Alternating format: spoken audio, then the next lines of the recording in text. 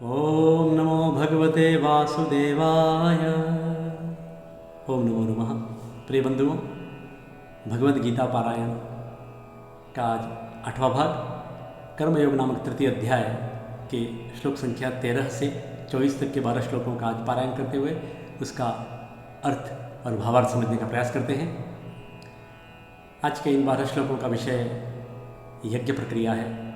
समस्त सृष्टि को इस निष्काम कर्म को भी यज्ञ की प्रक्रिया मानते हुए भगवान कृष्ण ने यज्ञ का बड़ा ही सुंदर विश्लेषण किया है। इसके साथ साथ उन्होंने आचरण धर्म के लिए भी श्रेष्ठ लोग जो जैसा कार्य करते हैं दूसरों को वैसा ही कार्य करना चाहिए, इस प्रकार का प्रतिपादन किया है। लेकिन आइए इस यज्ञ के विषय में थोड़ा सा पढ़ें और फिर श्लोकों का पारायण करें। यज्ञ कर्म समुद्भव, अगले श्लोक में कर्मों की उत्पत्ति को भी सारे कर्तव्य पालन को ही यज्ञ कहते हुए भगवान कृष्ण अर्जुन को कहते हैं कि हे अर्जुन, लोक कल्याण की भावना से कर्म करना ही यज्ञ है।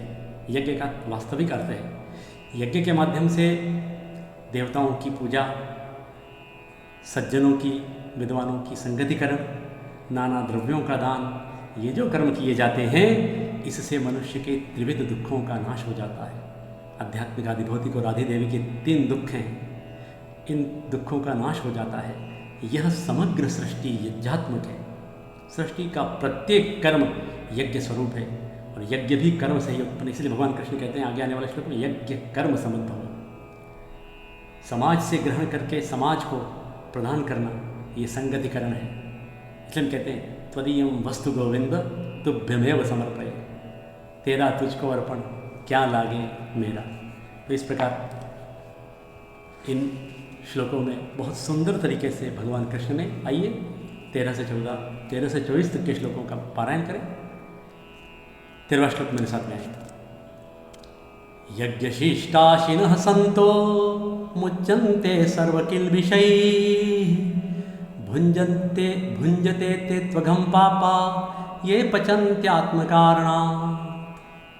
पहली बार श्लोक जैसा लिखा है वैसा अब पदच्छेद करके बोलते हैं। यज्ञशिष्ट आशिनः सन्तः मुच्यन्ते सर्वकिल्बिषैः भुञ्जते ते तु अघं पापा ये पचन्ति आत्मकारणात्। अब यहाँ थोड़ा सा विग्रह हो गया, ठीक रहेगा कि जो लोग यज्ञशिष्ट आशिनः सन्तः, यज्ञ से बचे हुए, यज्ञ करने के पश्चात जो बचा हुआ है अवश्य शिष्ट है, यज्ञ शिष्ट, यज्ञ करके त्याग करके फिर जो बचता है, तेन त्यक्तेन भुञ्जितः, भोग करो लेकिन त्याग से भोग करो। ईशावास्यमिदं सर्वं यत्किंचित् जगत्यां जगत्। ये तो हमारी ईशोपनिषद का पहला ही श्लोक है, पहली कारिका है।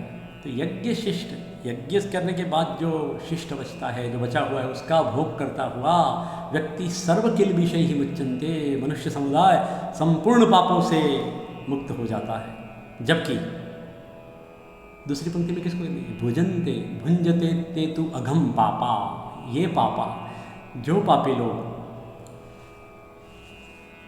जो स्वार्थी लोग, जो केवल अपने लिए पकाते हैं, आत्मकारणात् पचन्ति, आत्मकारण स्वार्थवश, जो अपने लिए, यही पशु प्रवृत्ति है कि आप ही चले। ये आत्मकारणात्, ये पापा आत्मकारणात् पचन्ति, ते तु अघम भुंजते, वे तो साक्षात पाप ही खाते हैं। कितनी बड़ी बात कह दी भगवान कृष्ण ने कि तु अघम, त्वघम, यह संधि हुई है यहाँ, अघम यदि पाप को, भुंजते यदि भोग करते हैं स्वार्थ लिप्सा से, केवल अपने लिए भोजन पकाने वाले, भोगों को अपने लिए सिद्ध करने वाले तो पाप ही खाते हैं साक्षात। इसलिए भोग का आशय त्याग में है। हमारे 3 गतियाँ बताई। धन की दानम भोगो नाशस्तिस्त्रो गतयो भवन्ति वित्तस्य यो न ददाति न भुङ्क्ते तस्य तृतीया गतिर्भवति। इसलिए दान, भोग और नाश, भोग करना है लेकिन सबसे पहले दान है, दान दे करके भोग करो। जियो और जीनो तो जैसे है वैसे ही खाओ और खिलाओ। इस प्रकार का ये 13वां श्लोक। आइए आगे बढ़ते हैं, भगवान क्या कहते हैं 14वें श्लोक में। नाद्भवन्ति भूतानि पर्जन्यादन्न संभवः यज्ञाद्भवति पर्जन्यो यज्ञः कर्म समुद्भव। अन्नाद भवन्ति भूतानि, हे अर्जुन भूतानि अन्नाद भवन्ति, ये समस्त प्राणी किससे उत्पन्न होते हैं? अन्न से, अन्न से उत्पन्न होते हैं। समस्त प्राणी समस्त जगत अन्न से उत्पन्न होते हैं। पुनः पर्जन्याद अन्न संभव, अन्न संभव कस्मात् जायते? पर्जन्याद, देखिए पर्जन्यात तृतीया से, पंचमी एकवचन से, फिर झलाम जशोंते से पर्जन्याद हो गया, तो अन्न संभव है पर्जन्याद। अन्न की उत्पत्ति, समस्त प्राणी अन्न से बढ़ते हैं। आयु अन्य कल्पनताम रुद्राष्टाध्याय में, अन्न संभव है पर्जन्याद, अन्न की उत्पत्ति पर्जन्य से होती है, इंद्र की वर्षा से होती है। वर्षा नहीं हो तो अन्न की भी उत्पत्ति नहीं होगी, अन्न की उत्पत्ति पर्जन्य से। यज्ञाद भवति पर्जन्यो, यज्ञ से पर्जन्य, पर्जन्य अर्थात वृष्टि किससे होती है? यज्ञ से होती है, त्याग से होती है। देखिए पता है, अगर यज्ञ नहीं होगा तो वृष्टि भी नहीं होगी। यज्ञ त्याग का प्रतीक है, श्रम का प्रतीक है, उत्सर्ग का प्रतीक है। इसलिए यज्ञ कर्म समुद्भव, यज्ञ विहित कर्मों से उत्पन्न होने वाला है। कर्म समुद्भव यज्ञ, हे अर्जुन यह यज्ञ कर्म समुद्भव, कर्म कैसे? विहित कर्म, शास्त्रोक्त कर्म, इससे उत्पन्न होने वाला है। इस प्रकार भगवान कृष्ण आगे के श्लोक में कहते हैं। हम यहाँ देखते हैं 15वां श्लोक, आगे बढ़ते हैं, आइए मेरे साथ ध्यान करें। कर्म ब्रह्मोद्भवं विद्धि ब्रह्माक्षर समुद्भवम् तस्मात् सर्वगतं ब्रह्म नित्यं यज्ञे प्रतिष्ठितम्। कर्म ब्रह्म उद्भवम्, ब्रह्म उद्भवम् इति ब्रह्मोद्भवम्, कर्म ब्रह्मोद्भवम् विद्धि, विद्धि इति जानो। हे अर्जुन तू इस कर्म को ब्रह्मोद्भव, ब्रह्म से, वेद से उत्पव है, उद्भव है ऐसा मानो, जानो। कर्म समुदाय को, ये जो कर्म है, जो भी कर्म है वे सब वेद से उत्पन्न है, ब्रह्म का तात्पर्य वेद से उत्पन्न है। और ब्रह्म को अक्षर समुद्भवम, और वेद को अक्षर, नक्षर इति अक्षर अर्थात अविनाशी, अविनाशी कौन है? परमात्मा, इससे उत्पन्न समझ। कर्म को वेद से उत्पन्न समझ और वेद को अविनाशी परमात्मा से उत्पन्न हुआ समझ, विद्धि ने जानो। इसलिए तस्मात् सर्वगतम ब्रह्म नित्यम यज्ञे प्रतिष्ठितम, इससे सिद्ध होता है सर्वगतम ब्रह्म, ये जो ब्रह्म है वो सर्वगतम है, सभी अवस्थाओं में गया हुआ है, सर्वव्यापी है। इस अक्षर परमात्मा को सदा ही यज्ञ में प्रतिष्ठित समझो। यह अक्षर परमात्मा, अविनाशी परमात्मा यज्ञ में प्रतिष्ठित है अर्जुन। षोडश श्लोकः। एवं प्रवर्तितं चक्रं नानुवर्तयति यः अघायोरिन्द्रियाराम मोघं पार्थ स जीवति। क्या विश्लेषण है श्लोक का? एवं प्रवर्तितं चक्रम न अनुवर्तयति यह जो व्यक्ति, हे पार्थ, यह मनुष्य, यह जन, जो मनुष्य इस प्रवर्तित चक्र के अनुसार, ये जो चक्र बताया गया इस श्लोक में, इस परंपरा से प्रचलित इस सृष्टि चक्र के अनुसार अनुवर्तन नहीं करता है, अनुकूल आचरण नहीं करता है, वह दूसरी पंक्ति में उसका क्या परिणाम होगा? अघायु इंद्रियाराम, अघायुरिंद्रियाराम, वह अघ आयु, अघ आयु, अघ यानी पाप, जैसा बताया अभी मैंने, और आयु पापात्मा अर्थात पापी। यहाँ अघायु शब्द का अर्थ होगा पापी जिसकी आयु है, सारे जीवन में पापी करता रहेगा तो पापी आयु है, ऐसा अघायु, पापा आयु। इंद्रियाराम, ऐसे इंद्रियों में ही, भोगों में ही आराम करने वाला, रमण करने वाला, भोगों में ही, लिप्सा में ही डूबा रहने वाला, हे पार्थ स मोघम जीवति, जीवति परंतु मोघम जीवति, मोघम यदि व्यर्थ, ते मर्त्यलोके भुवि भारभूता मनुष्य रूपेण मृगाश्चरन्ति। जीता तो है लेकिन निरर्थक, उस जीवन का कोई महत्व नहीं है, व्यर्थ ही जीवन जीता है अर्जुन, जो केवल भोगों में ही भटकता रहता है।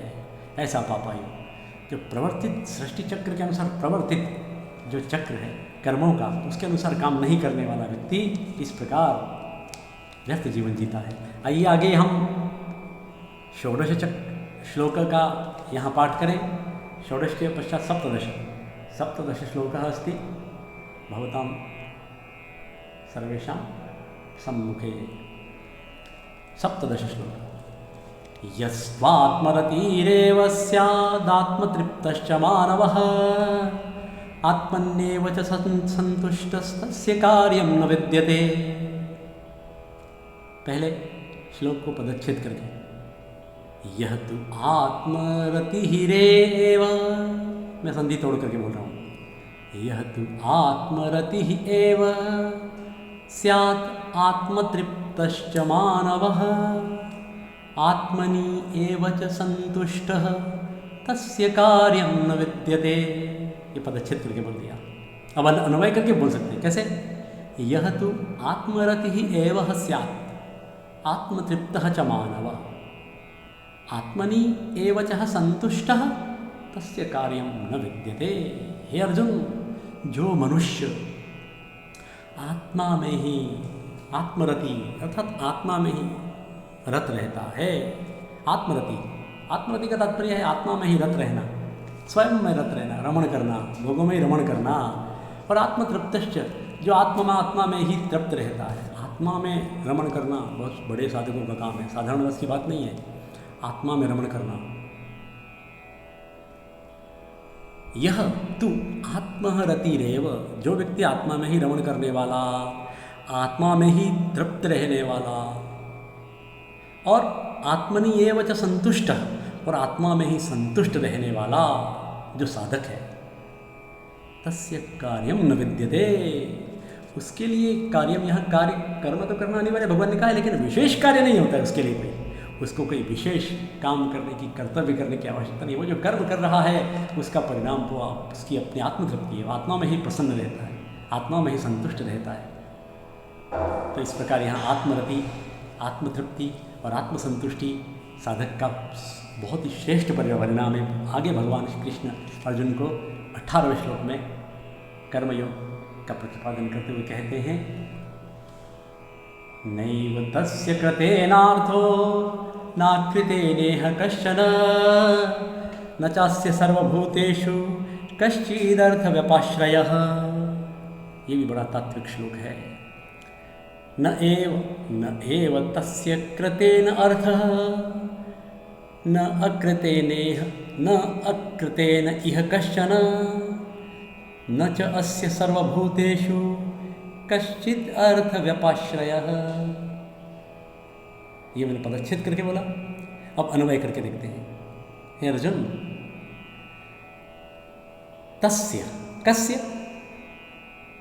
विगत श्लोके यस्य आत्मरति, आत्मतृप्ति, आत्मसंतुष्टि जिसको है, तस्य कृतेन न अर्थः अकृतेन न कश्चन अर्थः।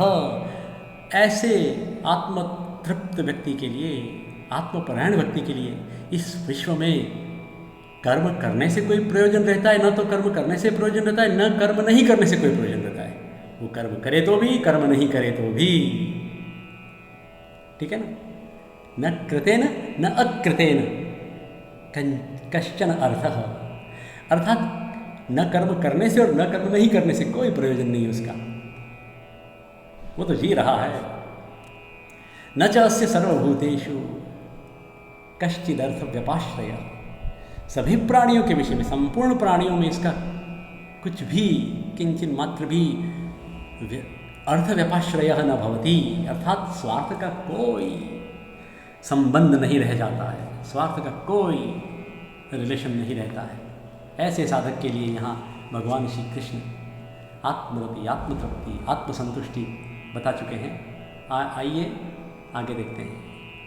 1विंशति श्लोकः भगवद्गीतायाः 3. अध्याय कर्मयोगस्य। तस्मादसक्तः सततं कार्यं कर्म समाचर, असक्तो याचरन् कर्म परमाप्नोति पुरुषः। पदच्छेद करें, श्लोक को संधि तोड़ करके देखें।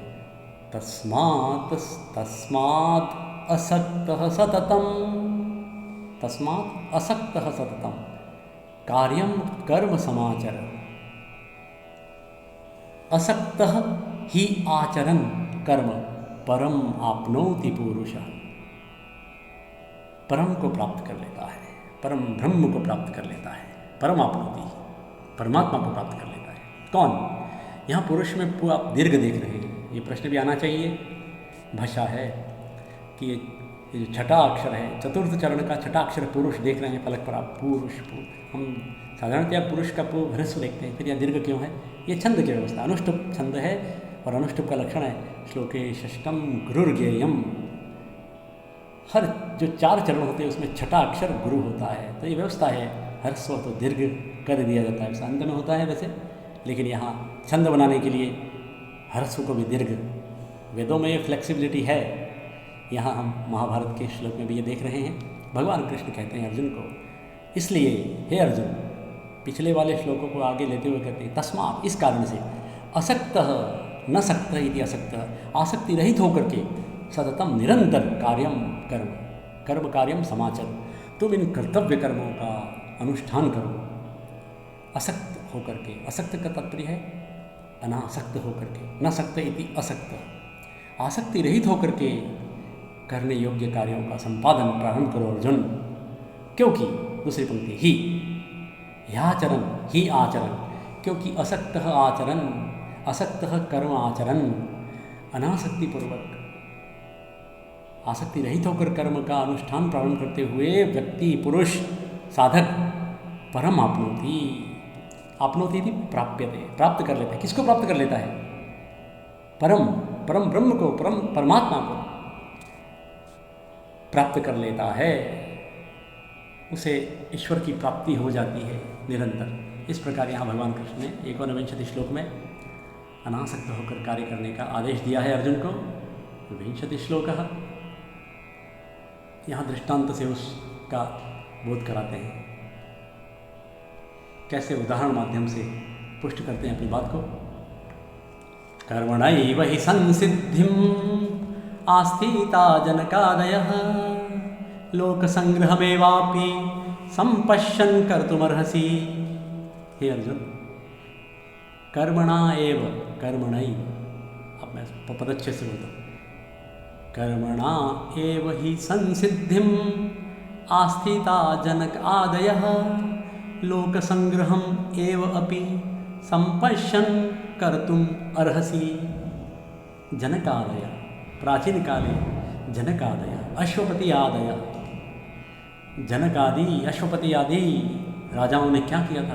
कर्मणा, कर्म से ही संसिद्धिम, सिद्धि को, सफलताओं को प्राप्त किया था। आस्थिता, सिद्धि प्राप्त की थी। क्योंकि प्राचीन काल में जनक आदि, अश्वपति आदि ने कर्म करते हुए ही सिद्धियाँ प्राप्त की थी। अनासक्त कर्म करते हुए, आसक्ति रहित होकर कर्म करते हुए, लोक संग्रह के कारण कर्मों में प्रवृत्त हुए थे। इसलिए लोक संग्रहम एव अपि, लोक संग्रह को देखते हुए, लोक संग्रह के कारण, लोक संग्रह का तात्पर्य है यहाँ संसार, संसार इसलिए सारे कर्म करने पड़ते हैं। लोक संग्रह को देखते हुए अर्जुन, तुझे कर्म करना ही पड़ेगा, कर्म करना ही चाहिए। कर्तुम अर्हसि, तुम कर्म करने के योग्य हो। इस प्रकार यहाँ कर्म के बिना मुक्ति नहीं है। लोक संग्रहम एव अपि संपश्यन्, लोक संग्रह को देखते हुए तुम कर्तव्य कर्म करने योग्य हो अर्जुन।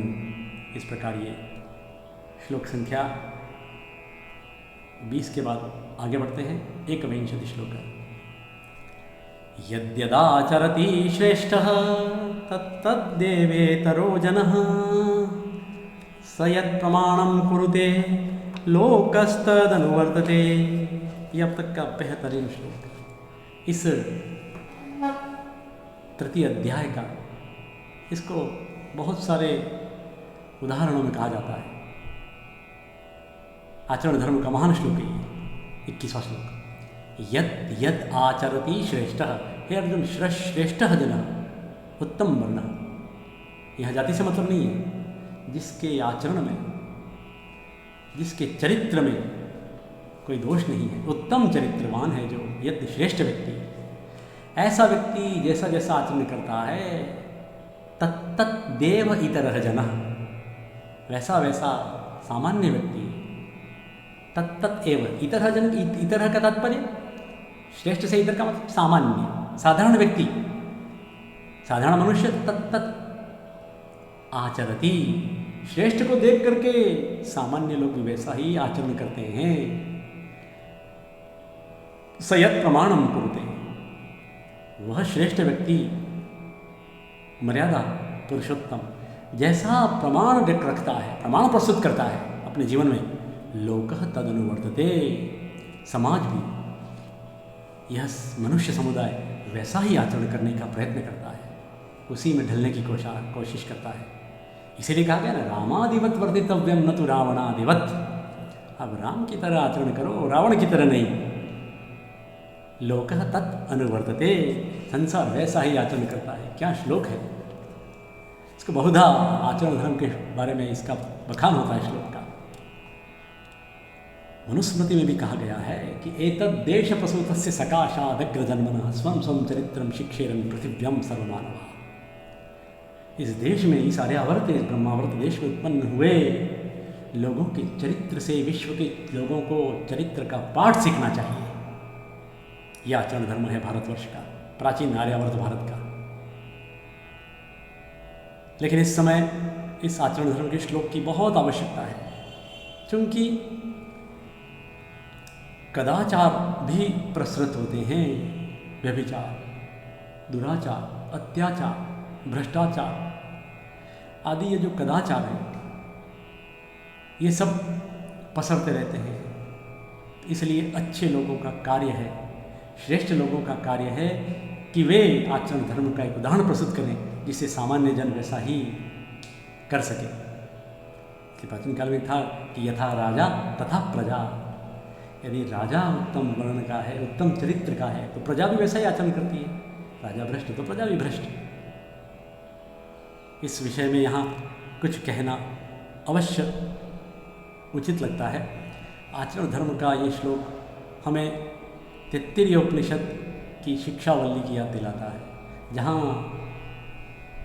प्राचीन ऋषि गुरुकुल में पढ़ने वाले विद्यार्थियों को समावर्तन संस्कार के बाद घर भेजते हुए कहते थे, सत्यम वद धर्मम च सत्यान्न प्रमदितव्यम धर्मान्न प्रमद। फिर उसके बारे में वो आगे कहते हैं,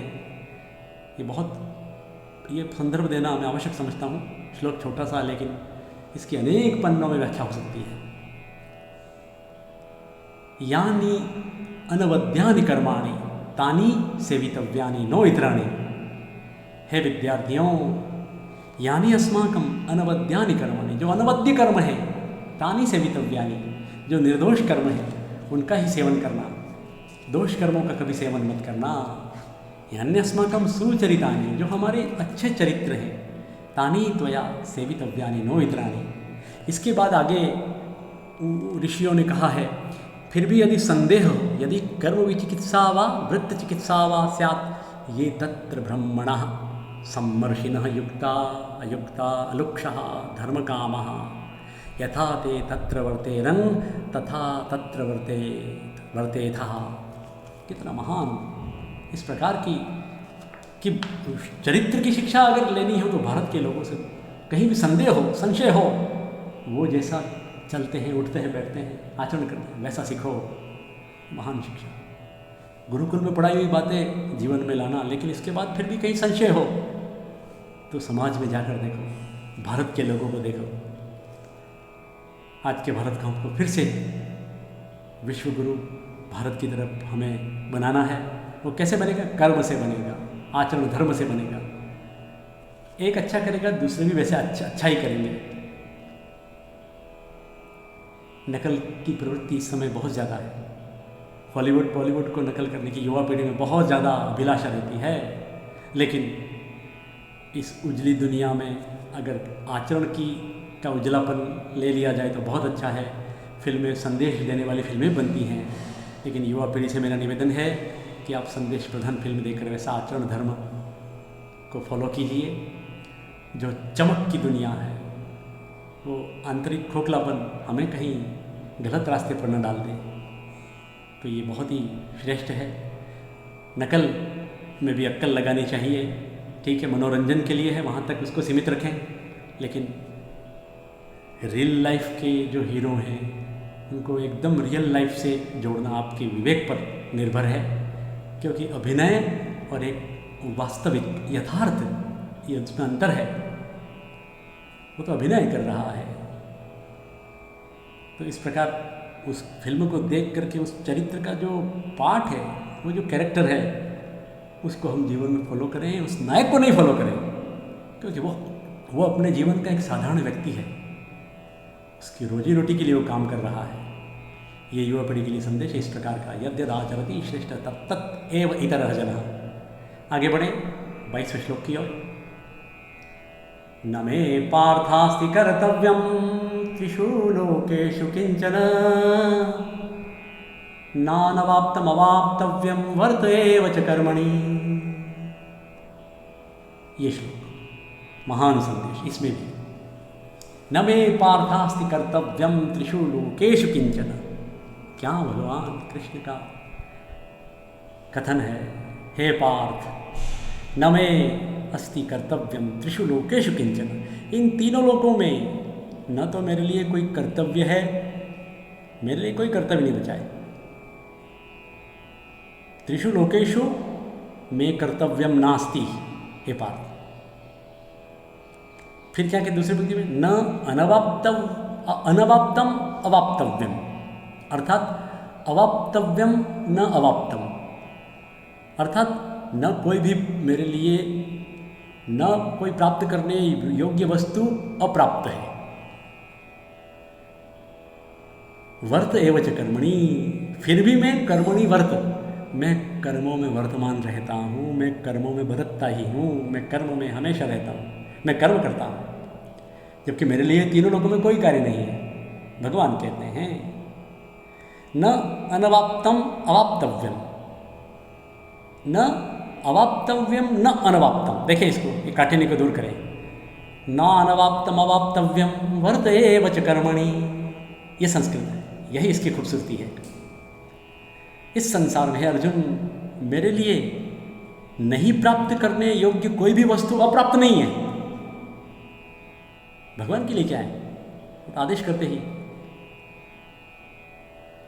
फिर भी कर्मों में मैं वर्तमान ही रहता हूँ, करता रहता हूँ। अतः यहाँ भगवान कृष्ण ने बहुत महत्वपूर्ण बात कही है। हम 23वें श्लोक की ओर बढ़े। यदि ह्ययं न वर्तेयं जातु कर्मण्यतन्द्रितः मम वर्त्मानुवर्तन्ते मनुष्याः पार्थ सर्वशः। यदि ही अहम न वर्तेयम, ही अहम ह्ययम, यदि हे अर्जुन मैं न वर्तेयम, नहीं बरतूं, मैं व्यवहार न करूं, कर्मणि अतंद्रितः, कर्मणि अतंद्रित का मतलब है कर्मों में, अतंद्रित का मतलब सावधानी नहीं बरतूं, अर्थात तंद्रा रहित होकर मैं अगर कर्म नहीं करूं तो क्या होगा, होना कुछ नहीं, लेकिन बहुत बड़ी हानि हो जाएगी। मैं सावधानी से कर्मों में वर्तमान रहता हूँ। कर्मणि अतंद्रितः वर्तेयम, यदि अहम न वर्तेयम तर्हि किम हानि भविष्यति, बहुत बड़ी हानि हो सकती है। दूसरी पंक्ति देखें, मम वर्त्म अनुवर्तन्ते मनुष्यः पार्थ सर्वशः। हे अर्जुन, क्योंकि सभी प्रकार से मम वर्त्म वर्त्म इति मार्ग, मम मनुष्यः मम वर्त्म अनुवर्तन्ते, वर्त्मानुवर्तन्ते। हे पार्थ, सभी प्रकार से मनुष्य मेरे ही पथ का अनुकरण करते हैं, अनुगमन करते हैं, अनुसरण करते हैं, मेरे ही मार्ग को पकड़ते हैं। इसलिए मैं कर्मों में सावधानी नहीं बरतूं तो बहुत बड़ी हानि हो सकती है। भगवान कृष्ण आगे अर्जुन को 24वें श्लोक में क्या कहते हैं, आइए देखें। उत्सीदेयुरिमे लोका न कुर्यां कर्म चेदहम् शंकरस्य च कर्तास्याम् उपहन्यामि महाप्रजाः। कुछ यहाँ मैं गाते हुए श्लोक बोल रहा हूँ, आपको लगता होगा कि इस प्रकार का उच्चारण कैसे हो रहा है, तो ये व्यवस्था है। गाते हुए बीच में जब 8 अक्षर से दूसरे 8 अक्षरों की जा रहे हैं तो आप संधि तोड़ सकते हैं। हालांकि यहाँ ध्यान रहे कि 8 अक्षर, 8 यहाँ बोल रहे हैं, 8 यहाँ बोल रहे हैं, लेकिन उसमें जहाँ व्यंजन संधि आ रही है तो उसको विराम दे सकते हैं। फिर से देखते हैं। उत्सिदेयुरिमे लोका न कुर्याम कर्म चेत अहम, भगवान कहते हैं चेत अहम कर्म न कुर्याम। हे अर्जुन, यदि मैं कर्म नहीं करूँ, बाय द वे मैं ही कर्म नहीं करूँ तो क्या होगा? इमे लोका उत्सिदेयुः, उत्सिदेयुः विधिलिंगे, उत्सिदेत, उत्सिदेताम, उत्सिदेयुः। ये उत्सिदेयुः इमे लोकाः, ये लोकाः उत्सिदेयुः, ये सब लोग, ये मनुष्य समुदाय नष्ट भ्रष्ट हो सकता है, हो जाए। बोलो मैं कर्म नहीं करूँ तो। इसलिए भगवान कृष्ण अर्जुन को कह रहे हैं कि भगवान होकर भी उनको कर्म करना पड़ता है। यदि वो कर्म नहीं करेगा, भगवान यदि कर्म नहीं करेंगे तो लोग नष्ट हो जाएंगे, नष्ट भ्रष्ट हो जाएंगे। फिर क्या हो सकता है? शंकर से चकर्ता श्याम, मैं शंकर का करने वाला, शंकरता का करने वाला हो जाऊं यदि कर्म नहीं करूं तो। शंकरता का तात्पर्य यहाँ मिश्रण, हाइब्रिड, अर्थात अधम मध्यम उत्तम जो कर्म है, गुण हैं, वो मिश्रित हो जाएंगे। अधम अधम रहेगा, उत्तम उत्तम रहेगा। यदि मैं कर्म नहीं करूँगा तो ये मिश्रण हो जाएगा। और फिर क्या हो जाएगा? उपहन्याम इमः प्रजा, इमः प्रजा उपहन्याम। ये जो प्रजा है, संपूर्ण प्रजा, ये नष्ट करने वाला बन जाऊँ मैं। प्रजा के नष्ट होने का दोष मेरे माथे पड़ेगा। इसलिए मेरा कर्म करना आवश्यक है, मैं कर्म इसीलिए करता हूँ। फिर आगे हम आने वाले श्लोकों में भगवत गीता के इन श्लोकों का पारायण करेंगे। आज के इस 8वें खंड में इतना ही। फिर आपके सामने अगले श्लोक लेकर उपस्थित होंगे। ओम नमो भगवते वासुदेवाय।